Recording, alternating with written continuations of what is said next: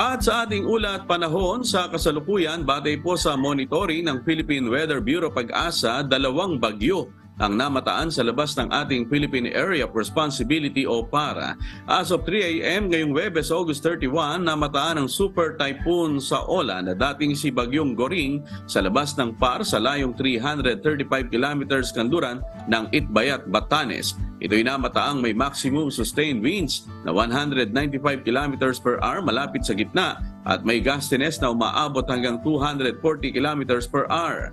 Kumikilos ang Super Typhoon Saola pakanluran sa bilis na 20 kilometers per hour. Samantala, as of 3 a.m., namata naman ang Tropical Storm Kirogi sa labas ng PAR sa layong 3,240 kilometers silangan ng southeastern Luzon. Ito'y namataang may maximum sustained winds na 65 kilometers per hour malapit sa gitna at may gustiness na umaabot hanggang 80 kilometers per hour. Kumikilos ang Super Tropical Storm Kirogi pahilaga sa bilis na 10 kilometers per hour. Ang southwest monsoon o habagat naman ay patuloy na nakaapekto sa buong bansa.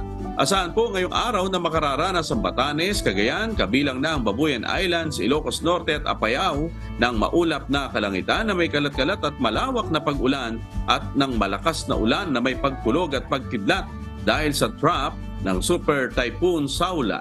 Sa mga lugar ng Zambales, Bataan at Occidental Mindoro naman ay magkakaroon ng monsoon rains dahil sa habagat o southwest monsoon.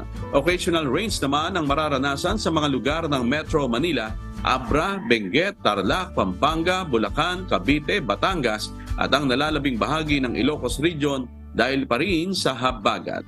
Ngayong araw po ay makararanas naman ang Antique, mga nalalabing bahagi ng Cordillera Administrative Region, Cagayan Valley, Central Luzon, Calabarzon at Mimaropa ng maulap na kalangitan na may kalat-kalat na pag-ulan at ng malakas na ulan na may pagkulog at pagkidlat dahil din sa habagat.